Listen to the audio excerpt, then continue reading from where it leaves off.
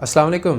Welcome back to agenda CSS. आज हम discuss करेंगे फ़्रांस की इंटरनेशनल कॉमनवेल्थ ऑर्गेनाइजेशन जो है उसके बारे में, उसका नाम क्या है और उसको क्यों स्टेट्स ज्वाइन कर रही हैं या फिर इवन इफ़ के एक दो भी कर रही हैं तो उसके पीछे रीज़न्स क्या है। ये भी एक इम्पॉर्टेंट ट्रेंड है in contrast to the former जो कि हमने पिछली वीडियो में डिस्कस किया था। उसमें कुछ इकोनॉमिक इंटरेस्ट थे, कुछ यूथ का रोल था। एक और चीज़ है जो कि है फ़्रांस की जो मिलिट्री है, it's presence in the Sahil area. तो अगर आपने हमारी बुक रिव्यू वाली सीरीज़ देखी है द पावर ऑफ ज्योग्राफी में, तो उसमें द साहिल के एरिया को मैंने अच्छी तरह से एक्सप्लेन भी किया हुआ है, मैप पे भी दिखाया हुआ है।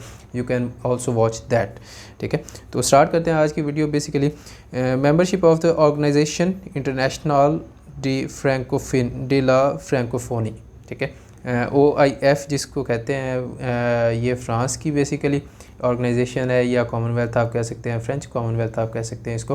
तो इसकी भी मेंबरशिप इंक्रीज़ हो रही है और इसमें हमारे पास एक बड़ा मज़े का केस है जो कि है घाना का। घाना एक बेसिकली फॉर्मर ब्रिटिश कॉलोनी है और it wants to become full member of the OIF। पहले तो जो है उनकी प्रोविजनल या फिर पार्ट टाइम आप कह सकते हैं या इनकम्प्लीट मेंबरशिप है OIF की, यानी कि ऑर्गेनाइजेशन डी ला फ्रेंकोफोनी। ठीक है, लेकिन अब वो इसके फुल मेंबर बनना चाह रहे हैं। इसकी वजह क्या है? पिछली वीडियो में हमने देखा कि फ़्रेंच कॉलोनीज़ जो हैं वो फ़्रांस का असर रसूख कम करने के लिए UK की तरफ जा रहे हैं, ताकि डिप्लोमेटिक सपोर्ट भी हो और थोड़ा सा इंग्लिश लैंग्वेज का भी असर आए और सारा कुछ हो।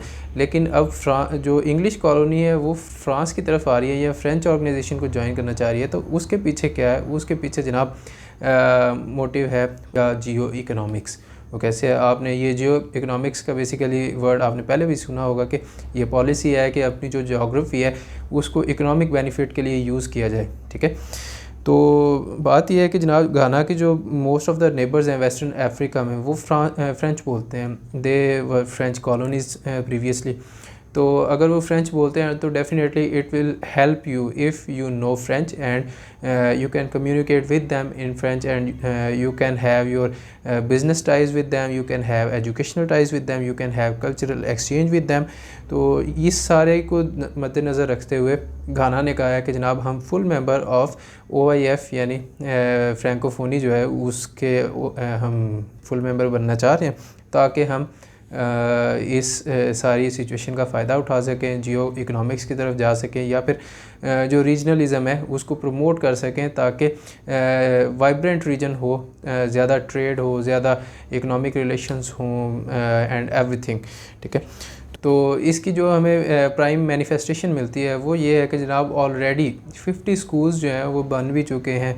50 स्कूल्स बाईलिंगुअल हैं जो कि, ठीक है, तो वो घाना में बन भी चुके हैं। तो उनमें फ्रेंच भी पढ़ाई जाएगी in addition to their formal language. So this is a very interesting case study. इससे आप डायनेमिक्स का अंदाज़ा लगा सकते हैं, क्योंकि नॉर्मली हमें नहीं पता होता कि अफ्रीका में क्या चल रहा है या अफ्रीकन नेशंस जो हैं उनके ट्रेंड्स क्या हैं, वो किस तरह से बिहेव कर रही हैं या what are they up to. ठीक है, but if you can quote these things, या ऐसी खबरें या ऐसे ट्रेंड्स जो कि मेन स्ट्रीम आपको नहीं मिलते या मेन स्ट्रीम बुक्स में आपको नहीं मिलते, दैन डेफिनेटली इट शोज़ के you have deeper understanding of the dynamics. It shows के you have a critical eye for the international happenings, and it can fetch you better marks. ठीक है, so it will definitely help you if you can arrange a diverse array of examples, case studies from different regions of the world, whether it be Europe, South Africa, Africa, South America, North America, Australia, Asia, anywhere from the world. The point is to collect a diverse array of example. ठीक है, तो अब ये तो बात हो गई UK की भी और फ़्रांस की भी हमने कर ली। अब इसमें प्रॉब्लम ये है कि जनाब जो अफ्रीकन कंट्रीज़ हैं जो कि कॉमनवेल्थ का भी हिस्सा है या फ्रेंकोफोनी का हिस्सा है, they are most of them are ruled by dictatorships या फिर मिलिट्री स्ट्रॉन्गमैन आप कह सकते हैं। ठीक है, तो उनमें उनके लिए क्या करना चाहिए? क्योंकि देखें जो सब कॉन्टिनेंट है या दूसरे एरियाज़ हैं उनमें अमेरिका है या UK है, EU है, they are trying to promote democracy, human rights and press freedom etcetera.